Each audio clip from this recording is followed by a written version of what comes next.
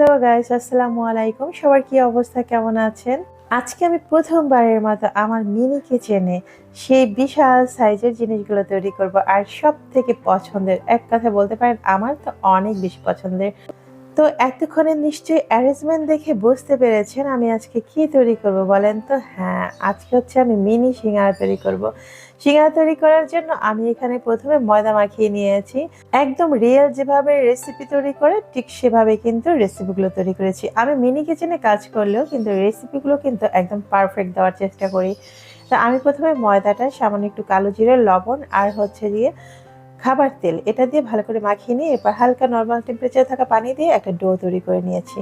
আর ডোটা 15 মিনিটের মতো রেস্টে রেখে দিয়েছিলাম। আর হচ্ছে আমি একটা পুর তৈরি করে নিয়েছি। তবে আজকে আমি কিন্তু চিকেন দিয়ে এই সিঙ্গারাটা তৈরি করছি। প্রথমে ভেবেছিলাম কলিজা দিয়ে তৈরি করব, কিন্তু কলিজা এত নিচে পড়ে গেছে ফ্রিজের, টেনে টুনে বের করতে পারছিলাম না। তাই ভাবলাম যে না, হাতের কাছে যেটা আছে সেটা দিয়ে তৈরি করি।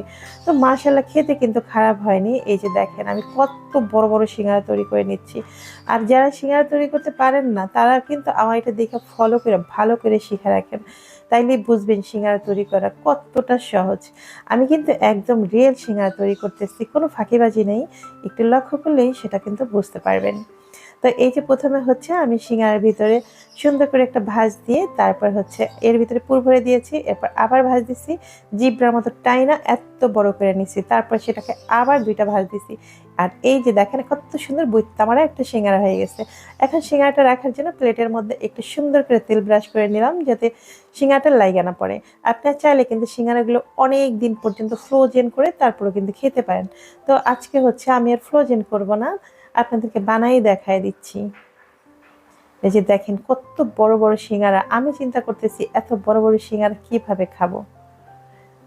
তো যাই হোক, আমি একটা একটা টপাটপ টপাটপ করে এভাবে সিঙ্গারাগুলো সব বানাই নিচ্ছি। আর একটা জিনিস লক্ষ্য করছেন, আমি কিন্তু পিঁড়ি রেখা আমার শিলপাটার মধ্যে এই সিঙ্গারাগুলো বানাচ্ছি। তার একটা বিশেষ কারণ হচ্ছে আমার যে পিঁড়ি এটা একটু ভালো না ভাই। আমি অনলাইনে অনেক খোঁজাখুঁজি করেও ভালো একটা ফ্রির সন্ধান পাইলাম না, যেই কারণে আমি পাটার মধ্যেই আজকে হচ্ছে সিঙ্গারাগুলো বানাইছি। আর পাটার মধ্যে বানাইতে আমার কাছে কিন্তু অনেক বেশি ভালো লাগে, কারণ এটা নড়েও না চড়েও না, কাজ করতে অনেক বেশি সুবিধা। তো আমার মতো আপনারা কিন্তু ট্রাই করেন। আর আজকে প্রথমবার কিন্তু এই পাটাটা আমি ব্যবহার করছি, আমার এত ভাল লাগছে ভাই কি বলবো। তো আজকে সিঙ্গারা বানাইতে গিয়ে আমার কিন্তু অনেক অনেক বেশি আনন্দ হচ্ছে। আমি জীবনে অনেকবার সিঙ্গারা বানাইছি, কতবার সেটা হিসাব নাই, কিন্তু আজকে সিঙ্গারা বানানোর অভিজ্ঞতাটা না অন্যরকম। এত ভিতরে আনন্দ কাজ করতেছিল, এত সুন্দর সুন্দর মিনি সাইজের সিঙ্গারা, তারপরে এত মিনি একটা কড়াইয়ের মধ্যে করে ভাজতেছি, উফ কি সুন্দর দেখতে পাচ্ছেন তো।